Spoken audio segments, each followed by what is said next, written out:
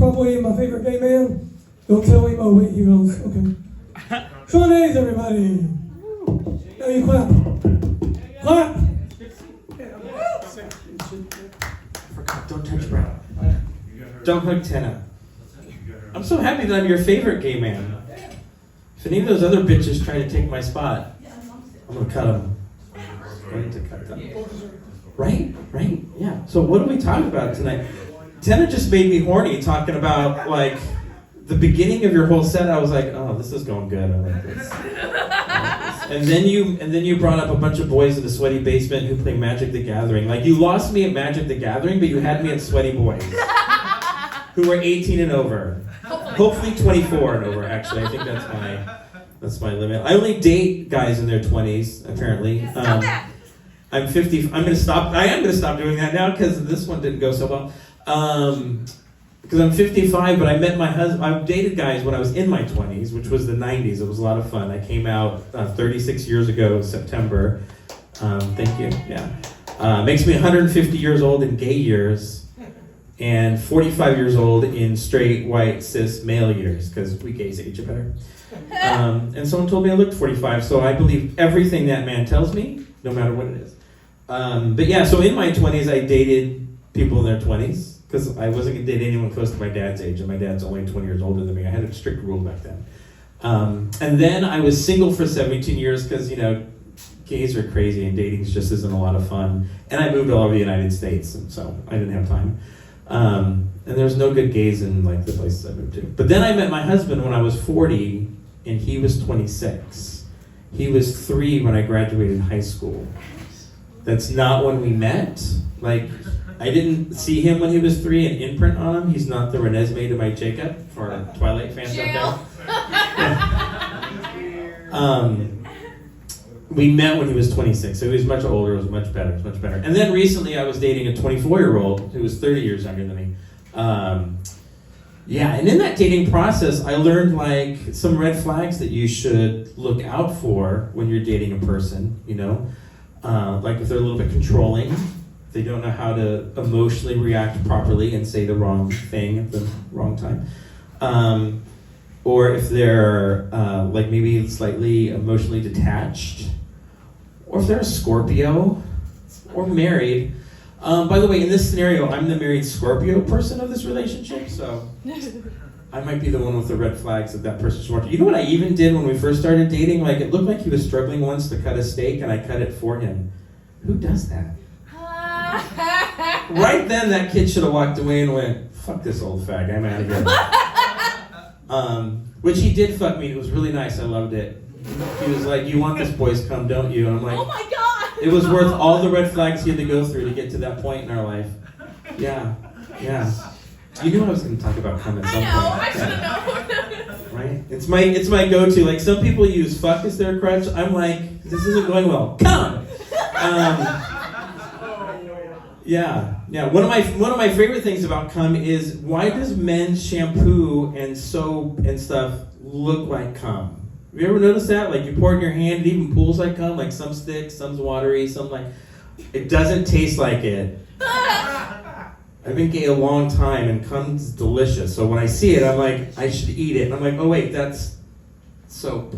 That's not... And that taste does not go away. And then I have to go suck a dick and eat some cum to get rid of the soap taste.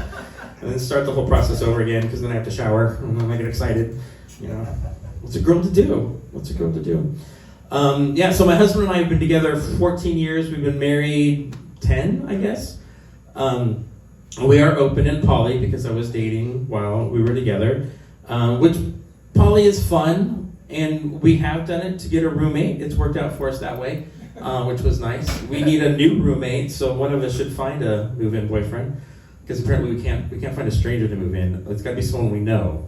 But I'm trying to tell my husband, we don't have to date everybody that comes through the door, right? But what I've learned in the poly process is, I'm glad I have my husband, because it's so much easier. Like, dating sucks anyways, right? And then when there's trauma and red flags, like currently, we recently broke up, me and my boyfriend, so now this is the trauma that I have.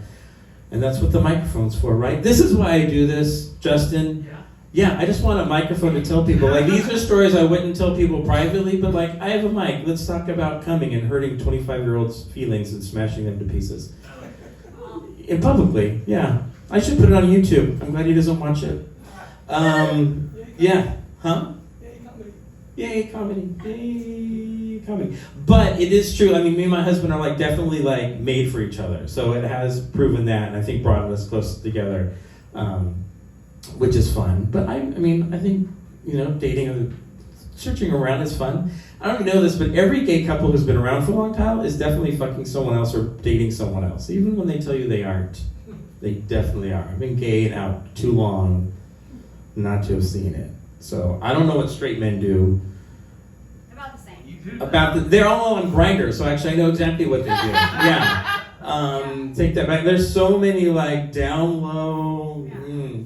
Boy, when they go out of town, if you've been with your partner, I don't think Ricky would ever do that. No, he's a pure angel. He's a pure angel, but he would, score big. He would clean up. Clean up. Yeah. Yeah. Just you're gonna have to describe my boyfriend to everybody. He is a cute little box of joy. Mm-hmm. Furry, mustache, kind of pornish mustache. Yeah. I don't want to keep doing this because I don't want you to realize how much I love Ricky. Everyone does. Yes, but I mean I love him as a person, but if I saw him in a sex club, I would pursue the fuck out of that ass.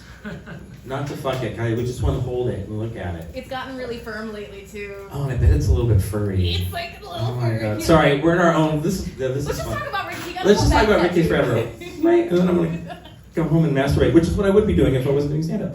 So there you go. So someone earlier was talking about sex talk. I never had the sex talk with my parents. They said they knew I was gay since I was 9 when I came out. They're like, we knew when you were 9. I'm like, that was 9 years ago. You could have said something. But we went to a Methodist church, and the church had this whole, for some reason, like sex thing. They had like tables with books and all this stuff. And so I got this book about sex. I wish I had that book now. I don't know where it is. I wish I had it. No, I didn't get a book. I picked up pamphlets, and then my parents gave me this book. I don't even know where they got the book, and they were like, "Read this book, learn about sex." I'm like, "Okay." It taught me nothing. I did read a lot of Penthouse magazines with my uncles, though, who were only a few years older than me, so it wasn't creepy. It wasn't like my 30-year-old uncle going, "Here's a Penthouse, 11-year-old." We were like 11, 12, like 14. They were like 3 to 5 years older than me. So I learned some stuff there, like I read this one, like the letters that people write into Penthouse magazine are amazing. And one of them was like, this guy stuck a hot dog up his ass. I'm here to tell you that a hot dog is too malleable and bendy to shove up your ass. I don't know how he did it. Was it a corn dog? Did it have a stick? I don't know, but I'm here to tell you it doesn't work. Because before I discovered sex, I did some experimenting of my own. Most stuff that I kind of read in Penthouse, which was that. Then I think another one was like a frozen Snickers bar in the wrapper. That worked because it was hard, but it was very cold. And then I got bored, and then masturbation after a while got boring, so I tried mayonnaise and butter, and then my favorite was raspberry preserves. No. Yeah, it sounds like it would be scratchy because preserves has the seeds in it, and raspberry seeds are kind of, No, it's very like slick, and when it's heated up, it works really well.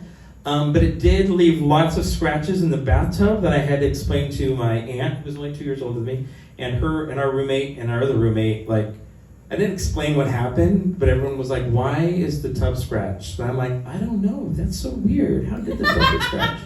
Which is similar to like when I was a kid and I was sitting in the bathroom like pooping. And and I was like 9, like 8 or 9. And in our bathroom we had an electric heater with like the hot coils on the wall. It was an old house. And there was a piece of this like plastic tape that women used to like perm their hair. I guess they rolled it up and taped it with this stuff, whatever. And I took the tape and burned it like any good 9-year-old boy would. I'm like, let me see what this hot coil does to this rubbery plastic tape. Which left a smell in the house. And in lieu of getting like beaten by my father and spanking with a belt, I was like, the house must be haunted. What is that smell? And so we walked around the house for like 10 or 20 minutes trying to figure out if the house was haunted. I think they still think that house was haunted. I never told them the truth. I can now. I don't talk to my parents. Speaking of family, Christmas was great because I saw nobody. It was amazing. I loved it. I did. We just stayed at home. We had a brunch. I made a French toast bake. It was really nice. Yeah, you should have come over. We just had friends over.